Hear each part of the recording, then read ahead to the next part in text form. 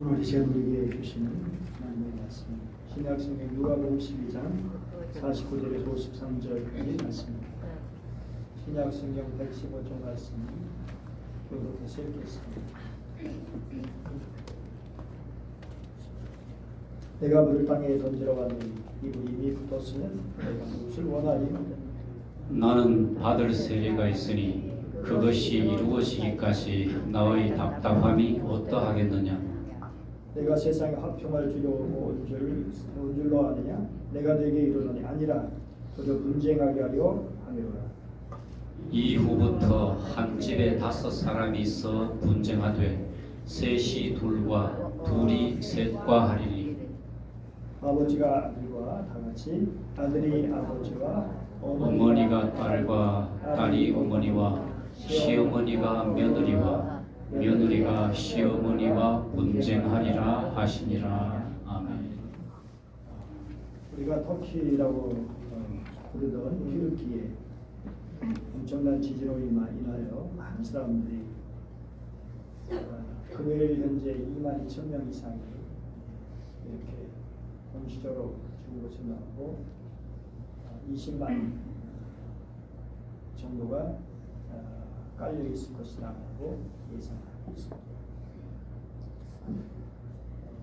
살아난 분들 이렇게 보니까 날씨가 추운데 눈도 오고 정말 추운 날씨에 불을 피워서 모닥불을 피워서 그 불을 쬐는 그런 모습 보니 너무나 안쓰럽고 죽은 분들도 그렇고 살아있는 어떻게 살아야지 걱정하는 분들 생각하면 그렇고 아무쪼록 이런 일을 통해서 주님의 사랑이 전해지고 또 그들이 하나님의 은혜를 경험하는 계기도 되어지면 좋겠습니다. 한국교회 봉사단에 벌써 재빠르게 현지에 가서 구호활동을 봉사활동을 하고 있습니다.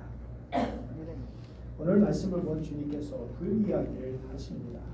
내가 불을 땅에 던지러 왔느니 이불이 붙었으면 내가 무엇을 원하리요? 내가 불을 땅에 던지러 왔다라고 하는 말씀을 원어로 보면 순서가 이렇습니다. 불을 내가 왔다 땅에 던지러. 불을 땅에 던지러 오신 예수님께서는 이 불이 붙었으면 하는 그 심정이 강렬하셨죠. 일시적인 감정이 아니라 아주 강한 의지적인 결단의 결과입니다. 그러면 여기서 말씀하시는 불이란 제 어떤 의미일까요? 구약에 나타난 불을 보면 우선 소돔과 고모라 성이 내린 불, 유황불, 공의의 심판에 의한 불이었죠. 또 갈멜 산상에 내려진 불, 바알과 아세라 우상을 소멸하는 불이었고 이사 26장 11절에는 불이 주의 대적을 사르리다라고 그렇게 말씀하고 있고요. 예레미야 5장 14절 말씀을 보면 그러므로 만군의 하나님 여호와께서 이와 같이 그들이 이 말을 하신지 볼지어다 내가 내 입에 있는 나의 말로 불이 되게 하고 이 백성으로 나무가 되게 하니 그 불이 그들을 살리리라. 그리고 히브리서 12장 39절 보니까 우리 하나님은 소멸하는 불이심이라고 말씀하죠. 그러므로 이라는 것을 이렇게 보면 일차적으로 주님의 말씀하신 분은 심판의 불이라는 것을 알 수 있습니다. 그런데 50절 보면 이어서 주님이 받으실 세례에 대한 그런 말씀하시죠. 나의 받을 세례가 있으니 그 이루기까지 나의 답답함이 어떠하겠느냐. 아니 예수님께서 이미 세례요한을 통해 세례를 받으셨는데 또다시 무슨 세례를 받으셔야 한다는 것일까요? 마가복음 10장 39절 보니까 주의 영광 중에 하나는 주 우편에 하나는 주의 좌편에 앉게 해달라고 하는 야고보와 요한의 청이 있죠. 그때 주님께서 너희는 내가 마시는 잔을 마시면 내가 받는 세례를 받으려니와 라고 하신 말씀 보면 이 세례라고 하는 것은 죽음이죠. 죽음입니다. 고난의 죽음이죠. 예수님에게는 특별히 십자가의 죽음이죠. 그리고 답답하다고 하신 말씀은 포효하다, 애워싸다, 억압하다, 압박하다, 지배하다는 뜻이죠. 그래서 공동 번역 보니까 이렇게 되어 있어요. 내가 바다에 새려야 있다. 이 일을 다 겪어낼 때까지는 내 마음이 얼마나 괴롭지 모른다. 십자가를 지셔야 할 주님의 심정을 잘 드러내시는 것이죠. 그런데 이 심판의 불은 다른 사람에게 던져질 그런 불, 주님께서는 자기 자신에게 붙어야 할 불이라고 하는 거죠. 불을 자신에게 던진다. 다시 말해서 자신이 죽음을 당하시고 자신이 심판을 당하시고, 아직까지 예수님 말씀하실 때는 그 불이 쏟아지지 않았죠. 그런데 십자가에 달리실 때 그 불이 쏟아졌어요. 바로 예수님께서 우리 죄인들이 당해야 할 심판과 저주와 진노를 친히 다 당하시고 대신 믿는 자에게 영생과 은혜와 복을 받게 하신 것이죠. 이 진노와 저주의 세례가 다 성취되기까지, 주님께서 성취되기까지 예수님의 답답함, 내적인 오가 압박, 애워싼 괴로움이 이루말할 수 없었다는 거예요. 십자가의 세례, 하나님의 아들의 십자가를 지는 것은 고통의 세례이죠. 십자가는 그야말로 엄청 참혹한 로마 시대의 사형틀이었죠. 온갖 수치와 모욕, 그리고 엄청난 고통에 따르는.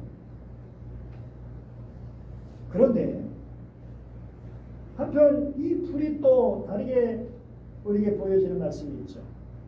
다름 아니라 사도행전 말씀을 보면 마가의 단합에서 정말 기도하던 그날 순간, 특별히 때가 돼서 오순절날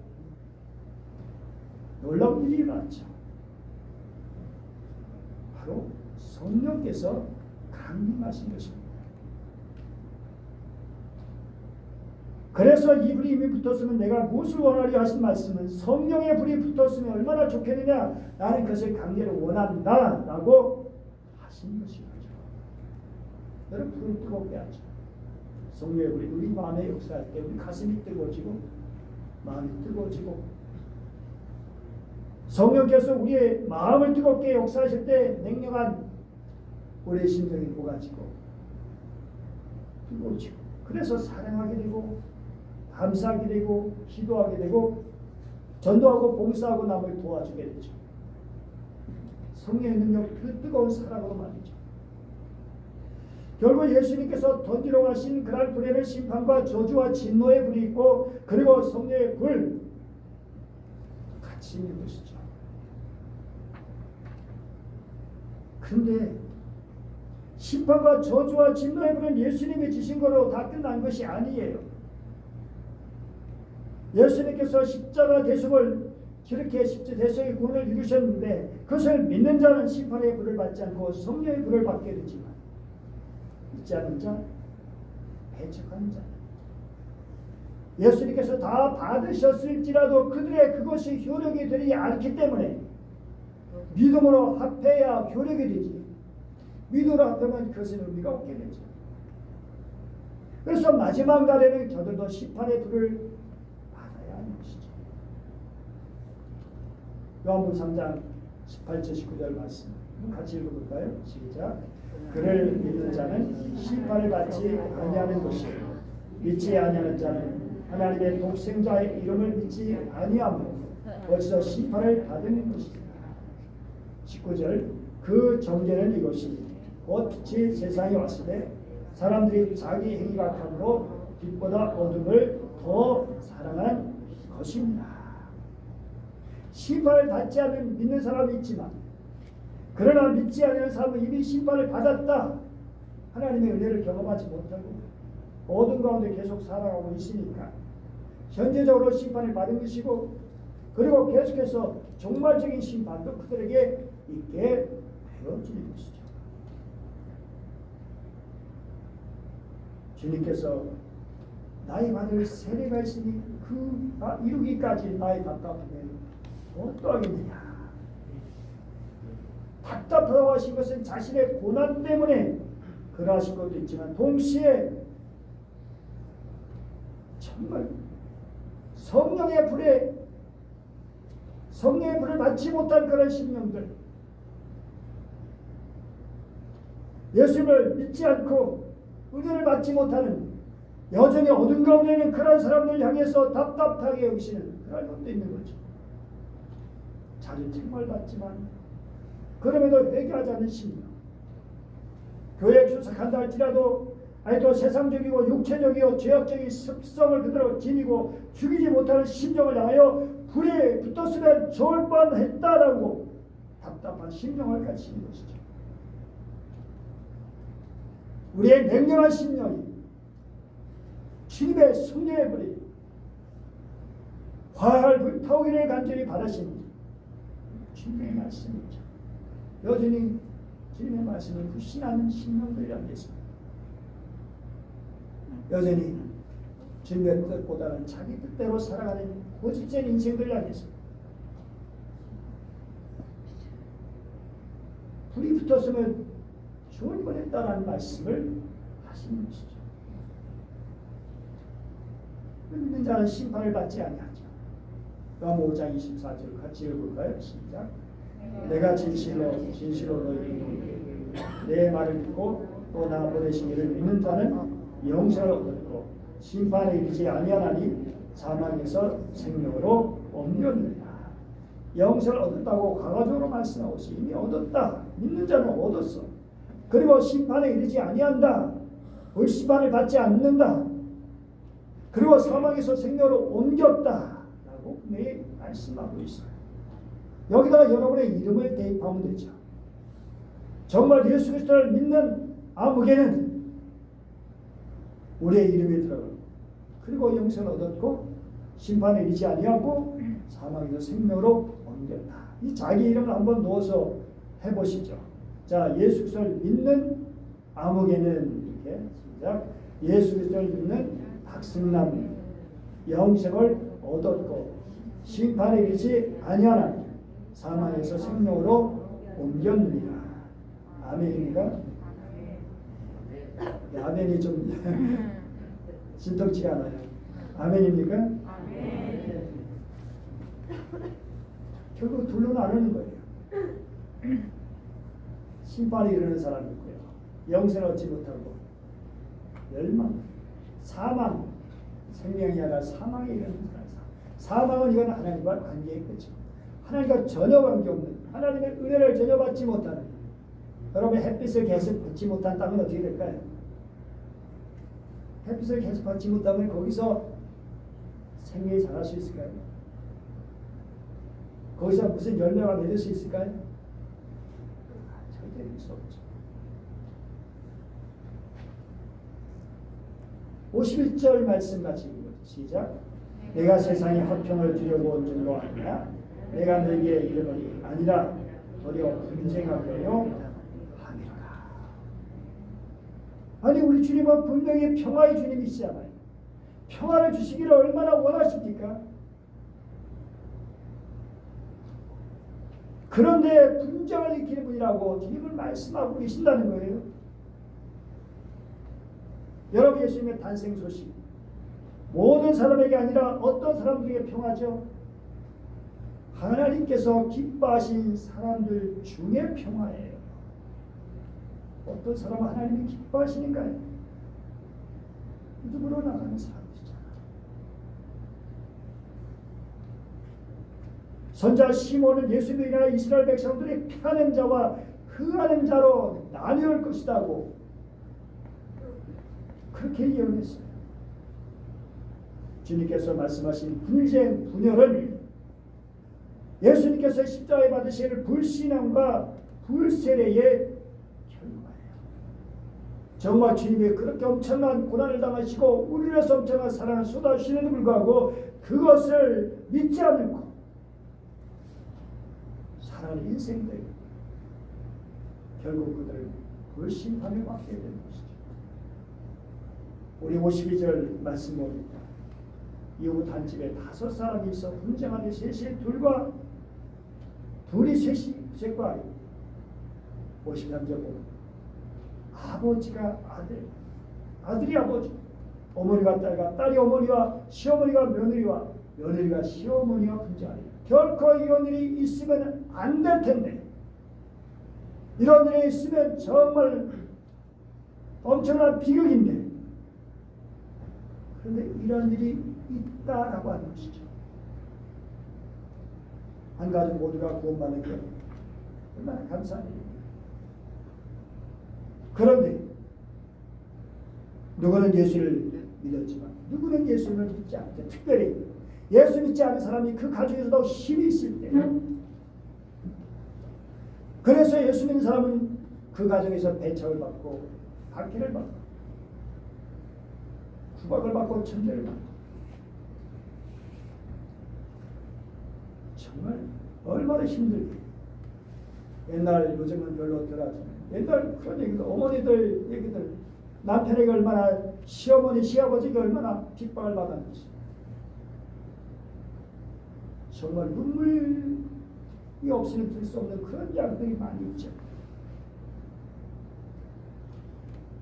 그런데 정말 그런 가운데서 예수 믿어 구원 얻는 그런 가족이 있지만 주님을 배척하고 믿지 않아 멸망받을 자가 있다라고 하는 것이죠.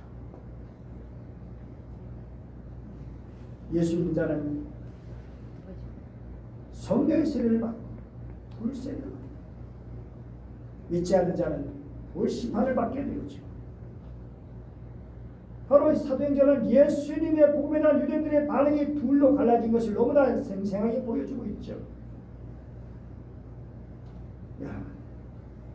예수로 일어날 많은 분쟁과 분열이 있어. 1차적으로 내 안에서 자기 자신 속이라는 갈등이 있습니다. 분쟁이 있습니다. 로마서 7장 21절부터 24절까지 보면, 그러므로 내가 한 법을 깨달았노니 선을 행하기 원하는 나에게 악이 함께 있는 것이다. 내 속으로는 하나님의 법을 즐거워하되 내 지체 속에서 한 다른 법이 내 마음의 법과 싸워 내 지체 속에 있는 죄의 법 아래로 나를 사로잡는 것을 보더라. 오라, 나는 곤고한 사람이다. 이 사망으로서 누가 나를 건져내랴. 자기 자신의 이중적인 모습을 보게 되는 것입니다. 말씀을 좋아하고 은혜받기를 좋아하는 그런 심령이 있지만 또 다른 죄에 이끌려가는, 어쩔 수 없는 자기의 모습을 보게 되는 현실이죠. 믿지 않으면 그런 거 생각하지도 않죠. 그런 갈등조차 없었죠. 그런데 예수를 믿고 보니까, 하나님의 말씀을 듣고 보니까 말씀대로 믿음으로 살아야 되는데 그렇게 하지 못하는 자기 자신의 모습을 보게 되는 것이죠. 그런데 놀라운 것은 이게 은혜라는 거예요. 이걸 볼 수 있다는 게 은혜죠. 이걸 느낄 수 있다는 게 은혜죠. 자기 병이 자기가 어떤 병에 걸렸는지 알아야 그 다음에 치료를 할 수 있는 거죠. 병이 있는데도 알지도 못하고 다니다가 갑자기 죽는 경우라면 얼마나 정말 가슴 아픈 일입니다. 가족 간의 분쟁, 오늘 52절 53절 말씀한 것처럼 그런 가족 간의 분쟁도 있죠. 아버지 아들과 분쟁합니다. 시어머니와 며느리가 분쟁합니다. 그런데 이런 분쟁이 있을 때 우리는 어떻게 하느냐 라고 하는 거예요. 우리 믿는 사람들은 주님의 말씀을 생각하면서 인내하고 믿음을 지키는 것이 중요해요. 기도하면서 지혜롭게 주님의 도를 전하는 것이 중요하죠. 주님 우리의 가족이 불화의 가족이 아니라 평화의 가족이 되기를 원하시는 것이죠. 그래서 어려움 있을 때, 박해를 받을 때 그것을 이겨내면서 악을 악으로 갚지 않고 악을 선으로 갚는 것이죠. 분쟁이 있을 때 기도하면서 하나님의 은혜를 구하면서 이 분쟁의 주님의 은혜로 중식되어지기를 간절히 사모하면서 주님 앞에 들어주십니다. 때리면 맞고 욕을 하면 욕을, 그러면 그러면서도 사랑할 수 있는 그런 신. 그래서 그 사랑으로 그 분쟁이 분열이 조금씩 이어지기를 간절히 사모하는 것이죠. 옛날 어른들, 옛날 믿음의 선배들 그런 얘기들, 어머니들 수없이 많죠. 남편의 신발을 가지고 교회에 와가지고 이 신발이 왔으니 신발 주인도 나오게 하여 주시옵소서. 그 신발 주인은 자기를 엄청나게 박해하는 신랑입니다. 그를 미워하지 않고 위해서 기도했다. 그리고 공동체 국가 간의 분쟁도 있는 것이죠. 너무 7장 12절 수군거림 있는데 어떤 사람은 좋은 사람이라고 어떤 사람은 우리를 미혹한다고 예수님에 대해서 이렇게 저렇게 말하는 그런 모습 볼 수 있어요. 예수님에 대해서 나눠진 그런 모습들을 볼 수 있죠. 그리고 24절 9절 보니까 그때 사람들이 환난을 넘겨주겠다. 너를 죽이리. 너희가 내 이름 때문에 모든 민족에게 미움을 받으리라. 우리가 잘못돼서가 아니라 우리가 믿음으로 살기 때문에 말씀대로 살기 때문에 진실하고 의롭고 정직하게 살기 때문에 받는 고난이 있는 거죠. 미움이 있는 것이죠. 같이 어울려서 그렇게 살아가면 미움받을 일이 없는데 같이 죄를 지는 사회, 같이 거짓말하는 사회, 같이 거짓말하면 그럴 일이 없는데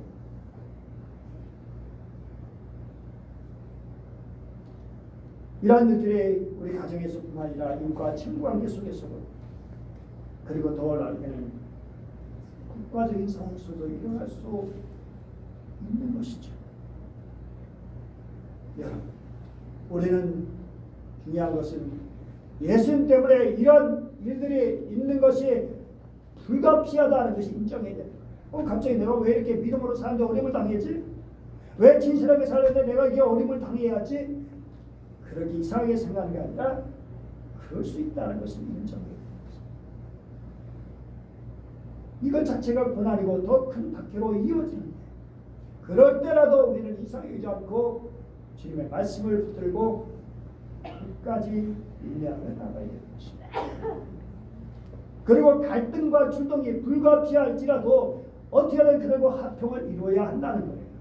악을 서로 대하고 인내하면서 화평과 성김으로 대하는 거죠. 우리 같이 한번 읽어볼까요? 할 수 있거든. 시작. 할 수 있거든. 너희로서는 모든 사람과 더불어 화목하라. 또 누가복음 12장 58절 뭐라고 했죠? 화해하기를 힘쓰라라고 주님은 말씀하셨죠. 정말 그렇죠. 평화를 위해서 원한다고 다 되는 건 아니지만 그래도 소망을 가지면서 여러분 왜 주님께서는 분열하고 분쟁하게 하시는가? 그것은 참된 평화를 위해서죠. 그래서 거짓 평화를 깨뜨리시는 것이죠. 어떤 사람 소년 시절의 이야기예요. 학교 공부를 지독하게 싫어해가지고 가족들에게 너무나 큰 실망을 주었습니다. 근데 이 아이는 진짜 배울 뜻이 없었고 더 가치있게 보이는 다른 일들이 많아 보였어요. 그런데 어느 날 2살가량 자기보다 어린 소녀가 자기 집에서 여름을 보내는 일이 있게 됐습니다. 그때 이 소녀에게 말과 가축을 용감하게 나누는 이제 솜씨를 보여준 거예요. 내가 얼마나 자기가 잘나는가를 보여주는 거예요. 이 아이. 말타기 솜씨 대단했거든요. 소녀는 감탄을 보내고 그것이 막 얼마나 좋은지 또 이 소년의 가슴을 뛰게 합니다. 그런데 어느 순간 이 소녀가 자기가 너무나 다르다는 것을 깨닫게 됐어요. 이 소녀 읽기를 참 잘합니다. 그리고 마음이 차가워. 이 소녀를 바라보면서 처음으로 자기가 얼마나 추하고 부끄러운지 얼마나 무지한 알지 못하는 존재인지를 알게 된 거예요. 너무나 모르는 것이 많고 너무나 부끄러운 그런 모습이 느껴지게 되는 거예요. 그래서 자기 스스로에게 나는 언젠가 이 소녀만큼 많은 것을 알도록 해야지. 그때가 이 아이 인생의 새로운 출발점이었다는 것입니다. 그렇습니다. 주님을 만나지 못한 사람은 제일 잘난 맛에 살아요. 주님을 만난 사람들 신령한 자신의 모습을 보게 되는 것이죠. 오련하게 공부한 사람들, 내가 이렇게 죄가 많구나, 내가 이렇게 그런 사람들, 자기를 제대로 깨닫게 되어지고, 그래서 더욱 주님을 닮기를 원하는 것이죠. 주님을 닮기 원합니다. 주님의 성품을 닮기 원합니다. 여러분, 이 세계는 의로움을 바탕으로 형성되어 있어요. 잘못 저지르면 고통을 받게 되어 있어요. 그런데 고통은 우리의 적이 아니라 우리 친구이게 돼요. 어떤 병을 들면 그 병은 고통을 통해서 자신의 정체를 알려줘요. 고통은 지키 못마땅한 것이지만 우리의 무엇이 잘못되는지 알려주는 신호등이에요. 신호등. 그렇잖아. 어떤 사람 나병이 막 이 고통을 못 느끼니까 뭐 길로도 고통이 없는 거야. 그럼 얼마나 주연 자기 나병이 걸린 줄 알고 너무너무 두렵는데, 그런데 다음날 딱 지르니까 아프더라. 하면서 얼마나 기뻤는지. 야, 아픈 게 너무 기쁜 거야.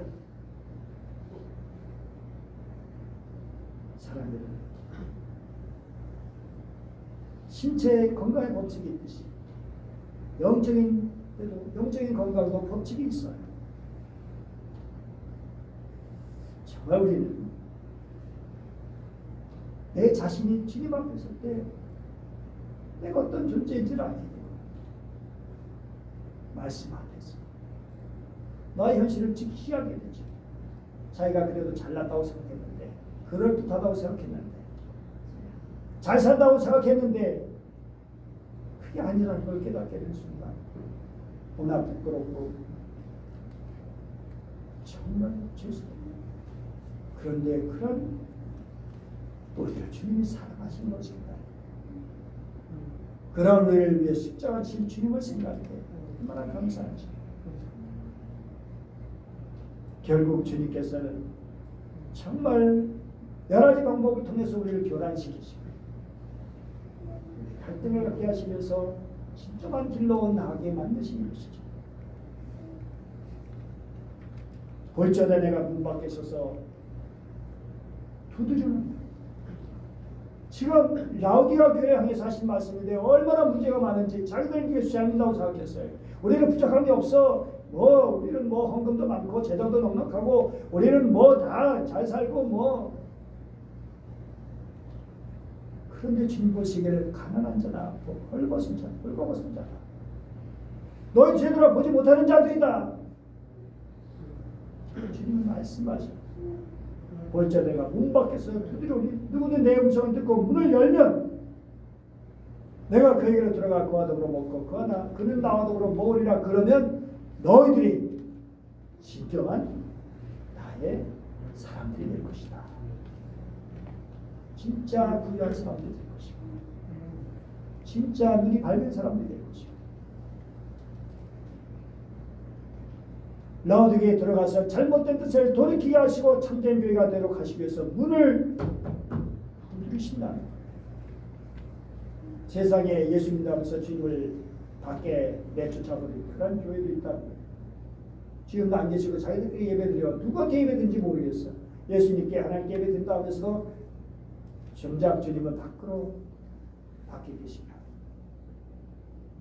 이게 교회입니다. 그런데 그런 교회도 주님 사랑하셔서 다 세우시기 위해서 들어오시기를 원하십니다. 우리를 교란시키시고 그래서 새롭게 하시기를 원하시죠. 진정한 평화를 주시고 거짓된 평화를 빼앗아가기 위해서 말씀하시는 거죠. 사랑해요. 평화는 원인이 아니라 결과입니다. 평화를 발견하려면, 평화를 이루려면 평화의 조건을 충족시켜야 한다는 거예요. 어릴 때 맨발로 뛰어놀 때가 여러분 다 있었죠. 돌에 붙여서 몸이 들고 발톱이 젖혀지게 하고, 은이 아파가지고 빨간 약을 연금품 발라도 소용이 없죠. 모두 헛사예요. 단약과 치료 방법은 병원에 가는 거예요. 주님께서 영적인 수술해야 하는 병이 있음을 말씀하십니다. 만일 내 오른손이 너를 실족하거든 빼어내어 버리라. 만일 내 오른손이 너를 실족하거든 찍어내 버리라. 여러분 얼마나 고통스러운 일입니까? 눈을 빼버리고 손을 찍어버리고. 그 얘기는 뭘까요?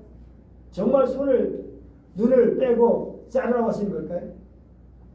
그만큼 나를 잘못되게 하는, 나를 죄를 짓게 만드는 그런 것들을 제거하라고 하시는 그런 말씀이죠. 연자에서는 악인에게는 평강이 없다고 말씀하십니다. 여러분 그렇습니다. 악인에게는 평강이 없어요. 여러분 마음에 평강이 없다면, 여러분들의 마음에 평안이 없다면 그 이유가 무엇입니까? 여러분의 죄 때문이 아닙니까? 하나님께 맡기지 못하는 불신 때문이 아닙니까? 진정 다른 사람을 사랑하지 못해서가 아닙니까? 하나님께 우리에게 주님 주신 평화, 어떤 것이 삶의 음침한 골짜기를 갈지라도 주님이랑 함께 하실 때 평안이 있을 줄 믿습니다. 하나님의 나라는 먹는 것과 마시는 것이 있는 것이 아니에요. 오직 성령 안에서 의합한 것과 희락입니다. 여러분 의가 없어요. 평화보다. 의라는 게 뭡니까? 여러 가지 말할 수 있지만 관계입니다. 바른 관계입니다. 바른 관계가 있을 때 평화가 있는 겁니다. 우리 가정에서 바른 관계가 될 때, 우리 직장에서, 우리 가정, 우리 모든 사회에서 다른 사람과 바른 관계가 될 때 평화가 있지, 관계가 틀어지면 평화가 있을 수가 없어요. 여러분 얼마나 바른 관계를 심습니까? 의가 있고 그 다음에 평화가 있고 그 뒤에 기쁨이 있어요.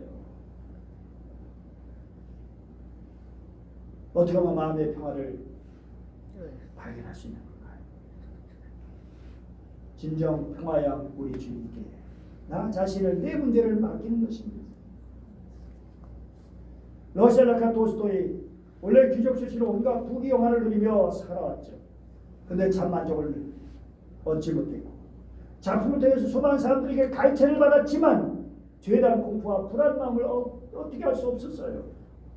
오늘 한적한 시골길을 걸어간 중 순박한 시골 농부를 만났는데 그 얼굴에 유난히 평화가 깃들어 있었어요. 그래서 가서 평화의 삶의 비결이 무엇이냐고 물었죠. 그때 농부가 하는 말, 하나님 의지하고 살기 때문이죠.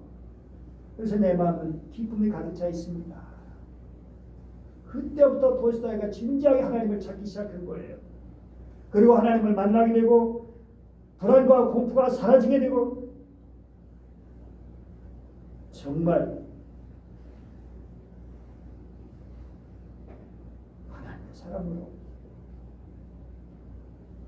여러분 진리와 비진리 이거 타협하지 않는 이상 대립과 분열은 당연히 있는 거예요. 진리와 비진리가 어떻게 합치고 거짓과 진실이 어떻게 만날 수 있겠어요? 예수님께 이 땅에 평화를 주시기 위해서 여러분의 마음과 우리 마음에 나아가서 온 세상에 평화를 주시기 위해서 오신 우리 어떻게 해야 됩니까? 주님을 진심으로 모시고 주님 앞에 여러분의 삶을 온전히 맡기십시오. 내가 내 평화를 너에게 주는 내가 주는 것은 세상이 주는 것 같지 않다. 주님은 진정한 하늘의 평화를 우리에게 주시기 원하십니다.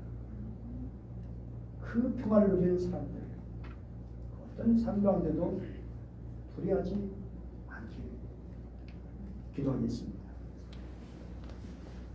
은혜로우신 하나님 아버지 감사드립니다. 오늘도 저들을 사랑해 주시고 말씀을 주시니 감사합니다. 하나님 아버지 주님 우리가 심판의 불을 받는 자들이 아니라 성령의 불을 받아서 하나님의 성령으로 살아게 하심을 감사드립니다. 그런데 하나님 우리 마음에 불이 식어지고 약해질 때가 많이 있습니다. 성령을 해방하고 성령을 소멸시키는 그런 자들이 되지 않게 하여 주옵소서.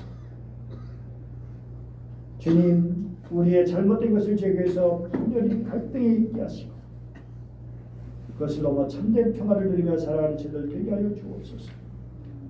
아직까지 주님을 모르는 자들, 하나님의 심판의 법을 두려워하지 않는 자들, 알지 못하는 자들, 저들을 바라보며 저를 품고 기도하며 주님의 사랑을 나타낼 수 있도록 도와주시옵소서. 오늘도 함께 하신 주님께 감사드리며 평화의 주 예수님의 이름으로 기도드립니다.